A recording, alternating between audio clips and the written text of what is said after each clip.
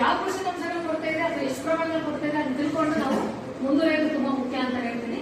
ಅದ್ರೂ ಕೂಡ ಪೋಷಕಾಂಶಗಳು ಕೊರತೆ ಅಂತ ಬಂದಾಗ ನಮ್ಗೆ ಇತ್ತೀಚಿನ ದಿನಗಳಲ್ಲಿ ನೀವು ಗಮನಿಸಬಹುದು. ಈಗ ನಿಮ್ಗೆಲ್ಲ ಗೊತ್ತಿರೋಂಗೆ ಬೋರಾನ್ ಕೊರತೆ ಅಂತ ಹೇಳ್ತಾ ಇದ್ವಿ, ಜಿಂಕ್ ಕೊರತೆ ಅಂತ ಹೇಳ್ತಾ ಇದ್ವಿ. ಇತ್ತೀಚಿನ ದಿನಗಳಲ್ಲಿ ಗೊತ್ತಿರ್ಬೋದು ಮಾಲಿಬ್ಡಿನಮ್ ಕೊರತೆ ಕೂಡ ಕಂಡು ಬರ್ತದೆ ನೆಕ್ಸ್ಟ್. ಯಾಕಂದ್ರೆ ಮಣ್ಣಲ್ಲಿ ಇಲ್ಲ, ಅಷ್ಟು ಅಂಶ ಇಲ್ಲ. ಇಲ್ಲದ ಕಾರಣಕ್ಕೆ ಏನಾಗುತ್ತೆ, ಮಾಲಿಬ್ಡಿನಮ್ ಅನ್ನೋ ಒಂದು ಕೊರತೆನೂ ಕೂಡ ನಾವು ಹೆಚ್ಚಾಗಿ ಕಾಣಬಹುದು ಅಂತ ಕೂಡ ಹೇಳ್ಬೇಕಾಗುತ್ತೆ.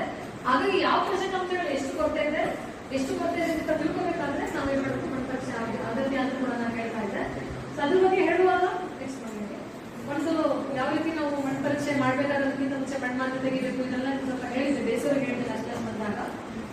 ಯಾವ ರೀತಿ ನಾವು ಮಣ್ಣು ಮಾತ್ರ ತೆಗಿತೀವಿ, ಮಣ್ಣು ಮಾತ್ರ ತೆಗೆದ ಮುಖಾಂತರ ನಾವು ಮಣ್ಣು ಪರೀಕ್ಷೆ ಯಾವ್ಯಾವ ರೀತಿ ಮಾಡ್ತೀವಿ, ಯಾವ ಪೋಷಕಾಂಶಗಳು ಎಷ್ಟೆಷ್ಟು ಪ್ರಮಾಣದಲ್ಲಿ ಅಂತ ಅಟ್ಲೀಸ್ಟ್ ತಿಳ್ಕೊಂಡು ನೆಕ್ಸ್ಟ್ ನಾವು ಮುಂದೆ ಮುಖ್ಯ ಅಂತ ಹೇಳ್ಬೇಕಾಗುತ್ತೆ.